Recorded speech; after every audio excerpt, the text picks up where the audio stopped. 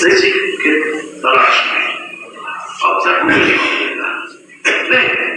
امام البانی رحمہ اللہ نے یہ کتاب کے اندر یہ حدیث کا ذکر کیا ہے کہ تحریم ہوا التکبیر. ہم جو سب سے پہلا جو تکبیر دیتے ہوئے ہم جو نماز کو افتتاح کرتے ہیں اسٹارٹ کرتے ہیں اس کو تکبیر تحریمہ کہا. تحریمہ کیوں کہا ہے؟ اس سے مطلب کیا ہے؟ تحریمہ سے مطلب کیا ہے؟ تحریم تحریمہ سے ایک تاریخ ہے. اب تکبیر جو تحریم جو کہہ رہے ہو اس کے ساتھ ایک تاریخ جوڑ دو یعنی کہ مؤنث کی تا جوڑ دو بس تحریمہ بنتا ہے. تحریم اور تحریمہ سے مطلب ہے خود پر چیزیں حرام قرار دینا. یعنی آپ جب تکبیر دیتے ہو اللہ اکبر ابھی اپنے بعد آپ نے ان چیزوں کو حرام قرار دے جو تکبیر کہنے سے پہلے آپ پر حرام تھا. وہ کیا ہے؟ کچھ کھانا کچھ پینا باتیں کرنا زور زور سے ہنسنا. ٹھیک ہے. یہاں تک کہ آپ ایک قطرہ پانی بھی تکبیر تحریمہ کے بعد آپ نہیں پی سکتے ہو. ایک دانہ بھی آپ نہیں کھا سکتے ہو. منہ کے اندر اگر کیا کوئی دانہ کھانا سے فارغ کے لیے آپ نماز کی شروع کیا لیکن اس کو آپ لسان سے نہیں لے تناول نہیں کر سکتے ہو. اندر حرام تو حرام ہے بالکل حرام ہے. ایک قطرہ پانی بھی آپ نہیں پی سکتے ہو. ایک دانہ بھی آپ نہیں کھا سکتے ہو. کچھ لوگ تو چوئنگا رکھتے ہیں نا لذیذ رکھتا ہے چوئنگا رکھتے بچوں جو ہے یعنی کہ بالغ نہیں ہوئے ہیں تو ان کو تعلیم ملنا ہے. وہ چوئنگا رکھ کے چکر رکھ کے نماز نہیں کرتا ایک ساتھ دو پیدا. اس کو آپ کو تعلیم دینا ہے. اسے بھی تعلیم کی ضرورت ہے. جہاں حرام حرام بالکل حرام. ایک قطرہ پانی بھی حرام تکبیر تحریمہ کرنے کے بعد اور یہ جانا بھی تناول کرنا حرام ہے. اندر دینا حرام ہے. باتیں کرنا بھی حرام ہے. اسلام کی شروعات میں کچھ صحابہ ہو یعنی جانکاری نہیں تھی ان کے تو وہ کسی کو سلام دیا کرتے تھے اور کچھ لوگ اس کی جواب بھی دیا کرتے تھے.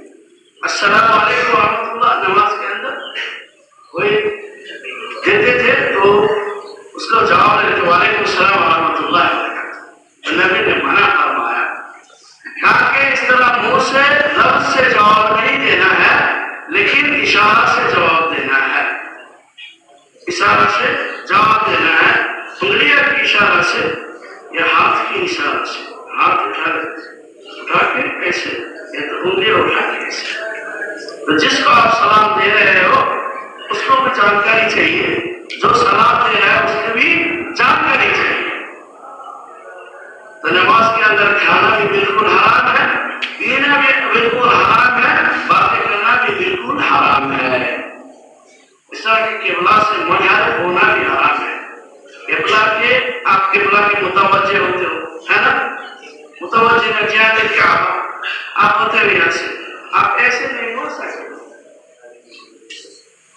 کسی حال میں آپ ایسے نہیں ہو سکتے. منحرف نہیں ہو سکتے ہو لیکن آپ صاف آ سکتے ہو. آپ کے قبلہ کے طرف صاف سامنے سے گزر رہا ہے آپ صاف کو مر سکتے ہو. آپ کے بچہ بغل میں ہے آپ وہاں چل رہے ہو. بچہ قدم قدم اٹھا کے سامنے جا رہا ہے. کسی خاتون اگر نماز پڑھ رہی ہو تو پھر ایسے کرتے گود میں لے سکتی ہے. آپ اس کو لے سکتے ہو. باپ کو آپ اس کو لے سکتے ہو. اس کے خطرہ ہے سامنے آگ چل رہی ہے خطرہ ہے لیکن پھر بھی آپ کو قبلہ سے ہٹ کے منحرف نہیں ہونا. قبلہ سے آپ بھاگ جاؤ گے تو نماز ختم ہو جائے گی. نماز آپ کا نہیں ہوگا. قبلہ سے منحرف نہیں ہوگا. اسی لیے التجاء القبلہ قبلہ کے طرف نماز پڑھنا شرائط میں سے ہے، نماز کی شرائط میں سے ہے۔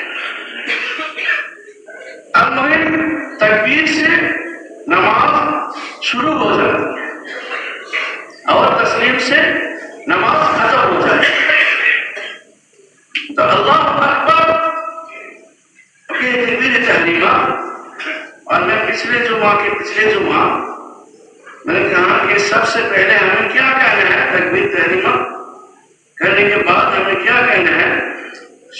یہ ڈائریکٹلی ثنا پڑھنا ہے، سبحانک اللہم وبحمدک وتبارک اسمک وتعالی جدک ولا الہ غیرک۔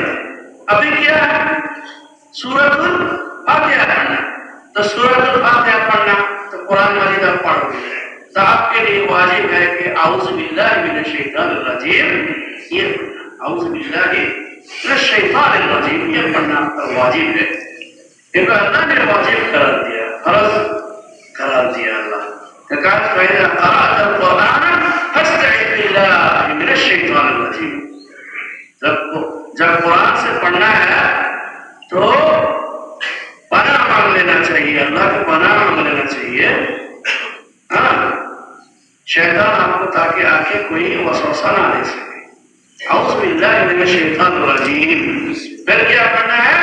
بسم اللہ الرحمن الرحیم، پھر سورۃ الفاتحہ، الحمدللہ رب العالمین الرحمن الرحیم مالک یوم الدین ایاک نعبد و ایاک نستعین اهدنا الصراط المستقیم صراط الذین انعمت علیہم غیر المغضوب علیہم ولا الضالین۔ ابھی آپ کو پھر کسی سورہ پڑھنی ہے، چھوٹی موٹی سورہ، سورۃ الاخلاص، فلق یا ناس، کسی آپ پڑھ گئے تو پھر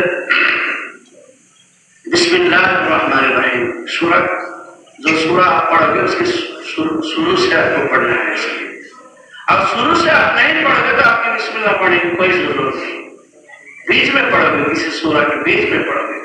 رسول اللہ صلی اللہ علیہ وسلم مغرب میں من قصار السور، چھوٹی چھوٹی سورہ سے پڑھتے تھے مغرب میں، من قصار السور اس کو کہا جاتا ہے، جیسے کہ سورۃ الفلق، سورۃ المسد، سورۃ الاخلاص، سورۃ الناس، ایسے۔ تو سورۃ فاتحہ پڑھنا فرض ہے۔ امام ابو حنیفہ رحمہ اللہ کے نزدیک اگر آپ کے امام ہو، امام پڑھے گا اور آپ پیچھے سے سنو گے، اس سے ہو جاتی ہے نماز، ابو حنیفہ کے نزدیک۔ باقی ائمۃ الثلاث، تین امام کے پاس، امام مالک، امام شافعی، امام احمد بن حنبل کے پاس بہت ہی ضروری ہے سورۃ الفاتحہ پڑھنا بھی فرض ہے، باقی تین ائمہ کے پاس۔ اگر آپ ووٹ کرو گے تو پھر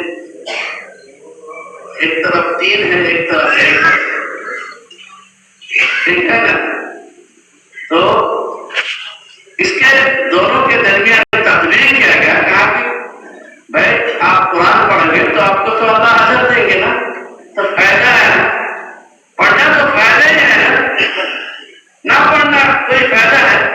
پڑھنے سے فائدہ ہے، کیونکہ شیطان پوری طرح یعنی جو گندے گندے جو وسوسہ نماز کے اندر ہی لوگوں کو ڈالتا ہے، بہت خراب گندا بھی وسوسہ ڈال دیتا ہے نماز کے اندر، ایسے یعنی سوچ اور ایسے اس کے خیال پیدا کرتا ہے شیطان کہ وہ کہنے کا قابل نہیں ہے۔ بہت جتنا فکر ہے اور خیال